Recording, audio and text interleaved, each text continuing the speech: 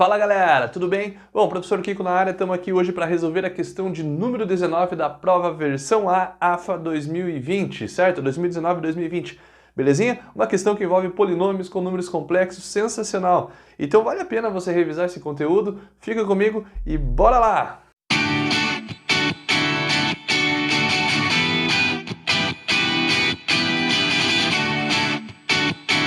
Bom pessoal, vamos fazer então agora a leitura dessa questão e aí a gente vai para o quadro para resolver ela, tá bom?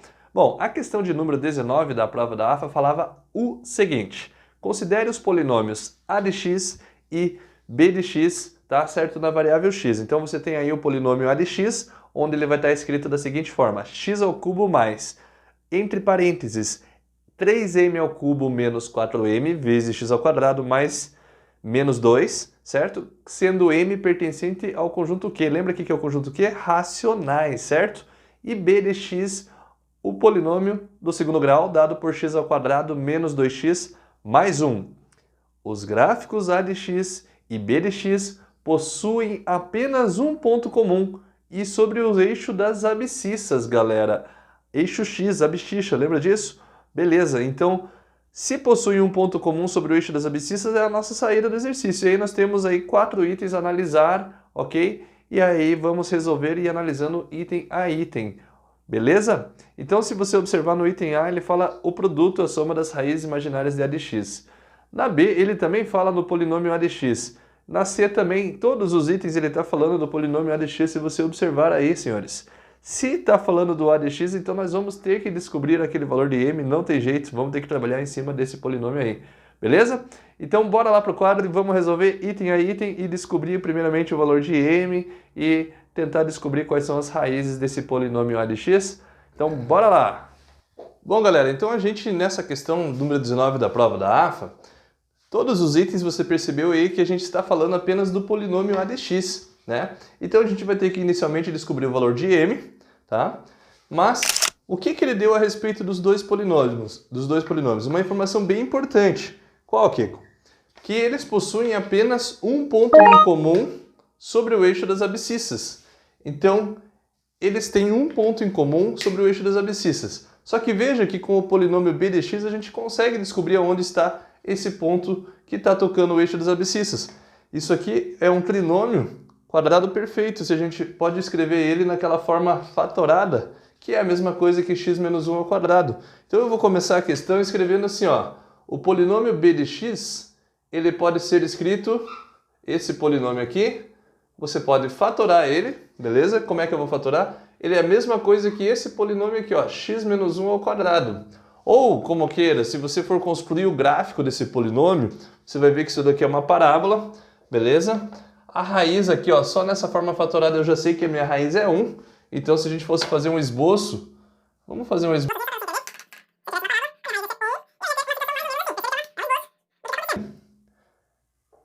Então, esse aqui seria o gráfico do polinômio b de x. Agora, o polinômio a de x, eu não sei como que ele é. Ele é um polinômio de terceiro grau, eu não sei se ele vai tocar. Ele disse que vai ter apenas um ponto em comum. Então eu não sei se ele vai estar para baixo ou vai estar para cima, todos os pontos dele, né? Enfim, mas nós sabemos que esse pontinho aqui é um ponto que pertence tanto ao polinômio b de x como ao polinômio a de x, porque é o único ponto em comum no eixo das abscissas. Então aqui é onde o x vale 1, tá? E é uma raiz do nosso polinômio, onde toca o eixo das abscissas é a nossa raiz, certo? Então o que eu posso fazer? Eu sei que b de 1 é igual a zero. B de 1 é igual a zero. E eu também, com essa informação, a gente pode dizer que o A de 1 é igual a zero. Quando o x vale 1, tá? O A com o x valendo 1, o resultado vai ser zero. E com essa informação vai ser o nosso ponto de partida. Porque com ela a gente consegue descobrir o nosso valor do m aqui. Vamos fazer essa substituição? Teremos então o seguinte. Já vou substituir no nosso polinômio a de x, certo? E vou colocar assim, ó, 0 é igual 1 ao cubo mais 3 vezes m ao cubo menos 4m vezes 1 ao quadrado menos 2. Tudo isso aqui é igual a zero. Veja que nós vamos nos deparar agora com outro polinômio. E aí a gente vai descobrir os valores de m aqui. Então veja só. 3m ao cubo menos 4m vezes 1. É 3m ao cubo menos 4m. Beleza? Sobrou 1 aqui, menos 2.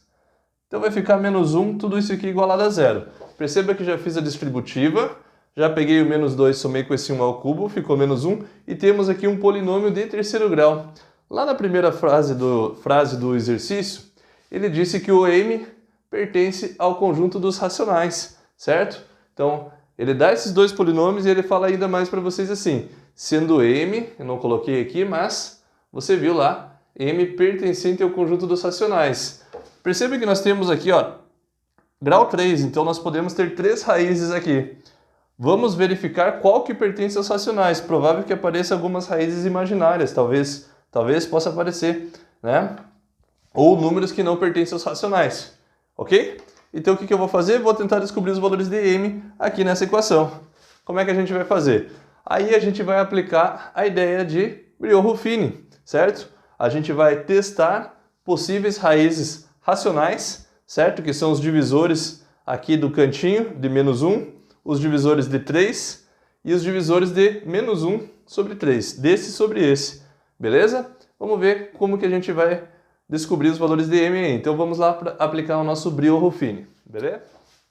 Bom, galera, montado aqui então o nosso Brillouin-Ruffini, a gente coloca os elementos dos coeficientes numéricos, né? Vamos aplicar aqui o método da chave, certo? E tentar com os divisores de menos 1 primeiro, tá? A gente começa com os divisores de menos 1, depois divisores aqui de 3 e depois divisores do p sobre q, beleza. Ok, se eu colocasse o número 1 aqui, embora o 1 a gente já poderia verificar que não é raiz, porque sempre que a soma dos coeficientes de um polinômio dá zero, 1 é raiz. Nesse caso, se eu somar 3 menos 4 menos 1, não dá zero, então eu já descartaria 1 como possibilidade de raiz. Vamos tentar o menos 1? Então, ó, se menos 1, será que menos 1 é raiz? O que tem que acontecer? Primeiramente você baixa esse cara e vai fazer 3 vezes menos 1, menos 3. Menos 3 soma com 0, menos 3. Menos 3 vezes menos 1, mais 3. Mais 3 menos 4, menos 1. Menos 1 vezes menos 1, 1. Somado com menos 1, 0.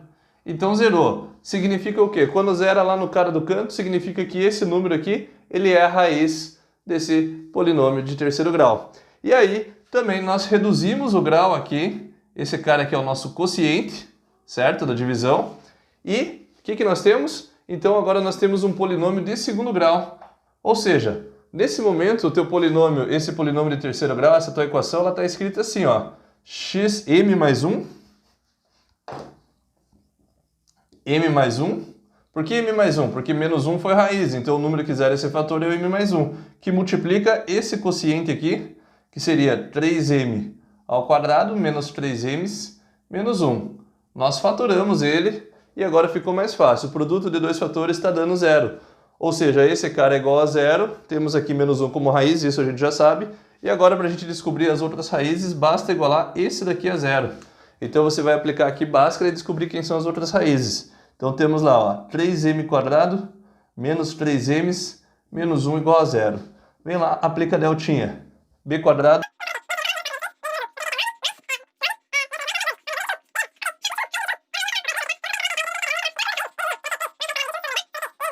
que vai ser 3 menos raiz quadrada de 21 sobre 2a, são dois números do tipo irracionais. E isso aí não serve para nós. Lembra que ele falou no enunciado que m pertence aos racionais?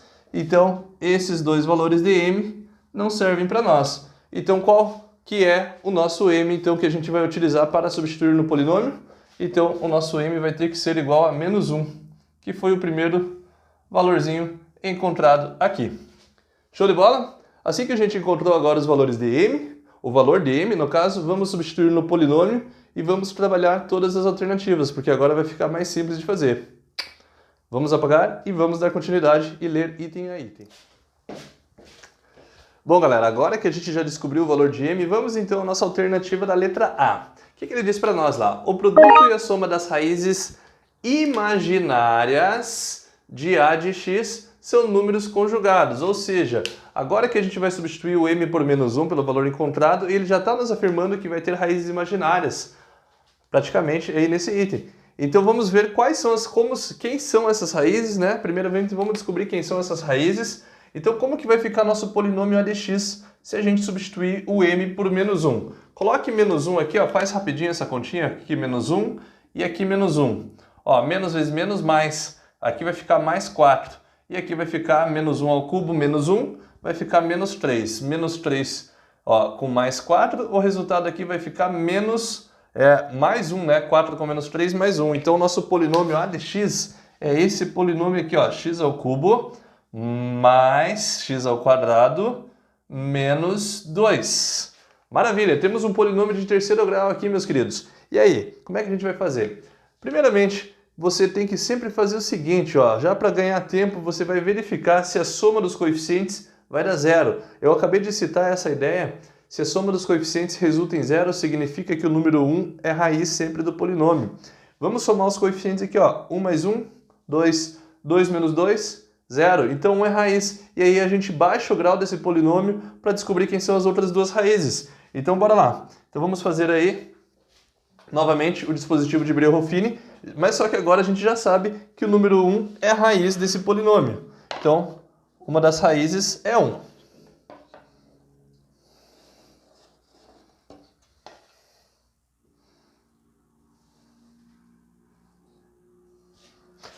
Beleza, então, galera. Lembre-se que na hora de montar aqui pelo método da chave, você percebe que eu coloquei o número 0, porque nós não temos aqui o coeficiente de x. Então é como se tivesse 0x. Você não pode esquecer de colocar aqui no método da chave de Breuer-Ruffini. E aí você vai colocar o número 1 aqui e vamos baixar o grau, reduzir o grau desse polinômio para descobrir quem são as outras raízes, tá bom? Quem são as raízes imaginárias. Então vem para cá. Ó, 1, baixa sempre 1. 1 vezes 1, 1. Somou com 1, 2. 2 vezes 1, 2, somou com 0, 2. 2 vezes 1, 2, somou com 0, 2. 2 vezes 1, 2, menos 2, 0. A gente já sabia que 1 era a raiz, certo? E obrigatoriamente ia zerar aqui. Então agora você ficou com o seguinte polinômio, tá? O teu polinômio está fatorado assim, ó, x menos 1, que multiplica x quadrado mais 2x mais 2, tudo isso igualado a 0, certo? Então a gente fatorou o polinômio. E agora basta a gente igualar esse cara aqui a 0, já que nós temos um produto de dois fatores resultando em 0. Igualando isso daqui a 0, a gente vai descobrir quem são as raízes imaginárias. Quer dizer, já vamos lá, olha só, se a gente calcular o delta aqui, ó, 2 quadrado, 4. 4 menos 4 é c.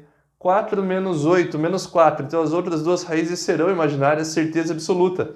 Que tal a gente já aplicar então a relação de Girard, soma e produto, apenas para esse coeficiente aqui, porque daí a gente sabe a soma e o produto deles e verifica se esses números são números conjugados, certo? Se é que vão aparecer números imaginários aí na soma e no produto. Bom, então vem comigo aqui, ó. Vamos apagar aqui rapidinho.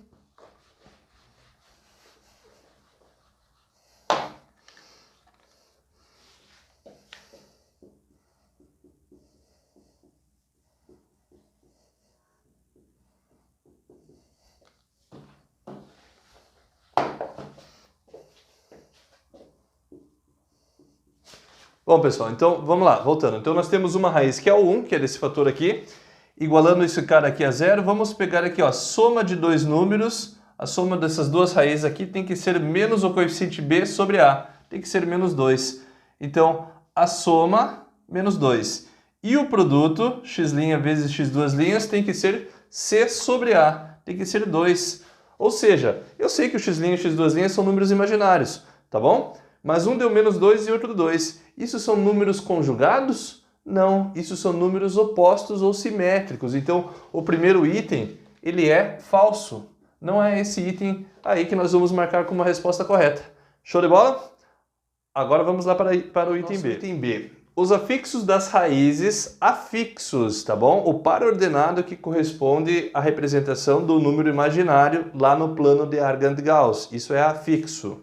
Então ele disse que forma um triângulo equilátero, tá? Os afixos das raízes. Então nós temos aqui uma raiz, já que a gente já tinha colocado aqui para vocês, que era x' igual a 1, certo? E agora a gente vai ter que descobrir as outras duas raízes. Não vai ter jeito, vamos ter que descobrir as outras duas raízes desse polinômio aqui. Então vamos igualar esse cara aqui a 0 e vamos aplicar o teorema de Bhaskara aí, né? x² mais 2x mais 2 igual a 0. Então vamos ver quem são essas raízes. Então bora lá. Deltinha. b² menos 4c vai ficar menos 4. Então você vai ter uma raiz menos 2 mais ou menos a raiz de menos 4 divididos por 2a.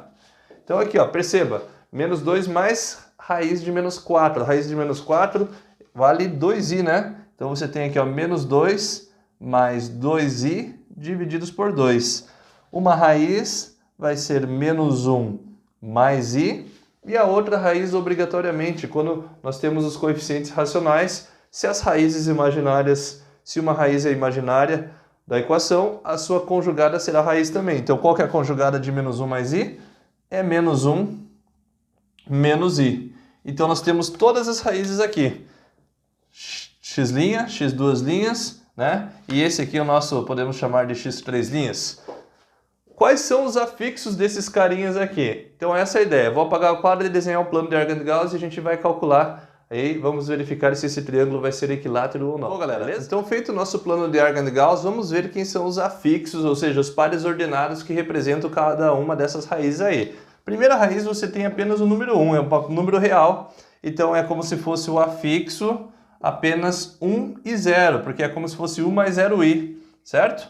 Esse afixo do x2', que foi a nossa raiz menos 1 mais i, nosso afixo ele vai ser menos 1 e 1. E o afixo desse cara aqui vai ser menos 1 e menos 1. Então a representação no plano de Argand-Gauss vai ser assim. Vamos lá, então vamos colocar aqui, ó, 1 e 0, tá aqui esse par ordenado, menos 1 e mais 1, tá aqui, e o outro menos 1 e menos 1. Então vamos só deixar aqui representado bonitinho para vocês.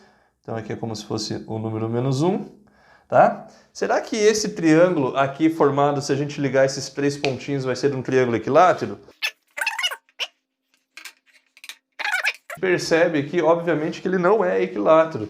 Por que ele não é equilátero? Vamos marcar aqui uns ângulozinhos aqui, ou sei lá, esse formou um triângulo retângulo, você pode pegar o triângulo da parte de cima aqui e aplicar um teorema de Pitágoras. Perceba que a distância do 1 até menos 1 vale 2, a distância daqui até aqui vale 1. Se nós aplicarmos Pitágoras, ó, esse cateto ao quadrado mais esse cateto ao quadrado vai ficar 4 mais 1, 5.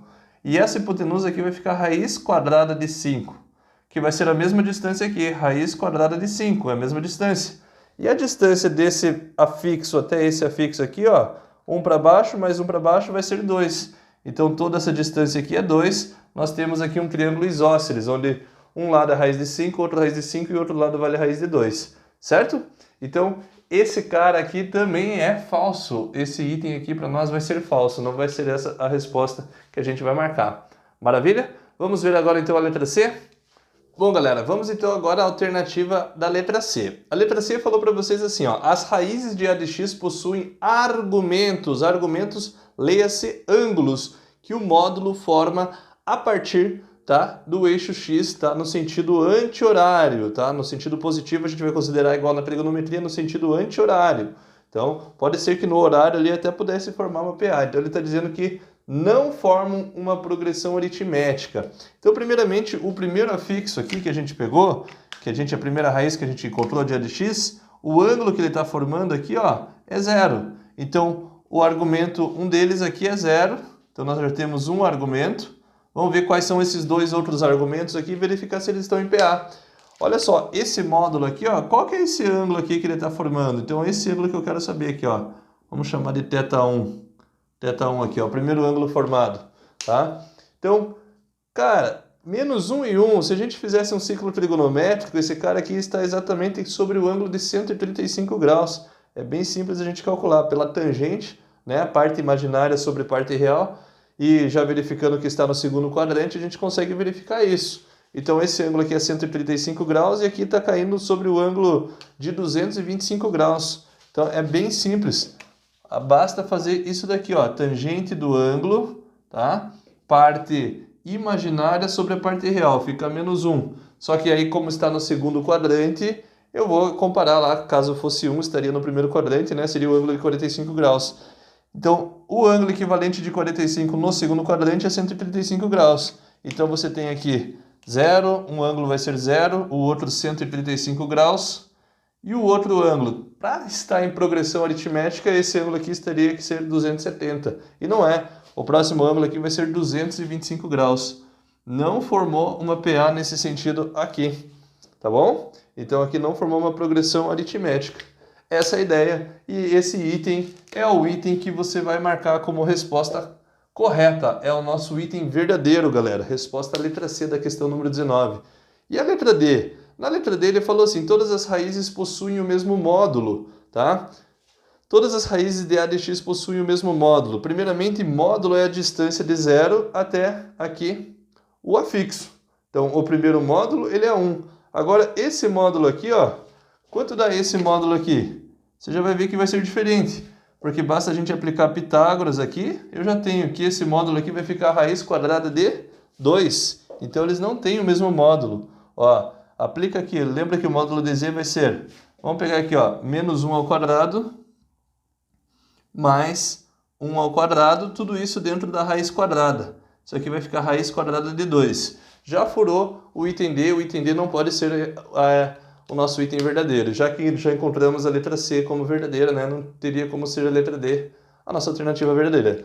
Beleza? Então, se você gostou dessa questão, tá? Deixa um like, curte, não esqueça de se inscrever no canal. Estamos postando vários vídeos aí semanalmente para vocês, fazendo um trabalho bacana. Tá?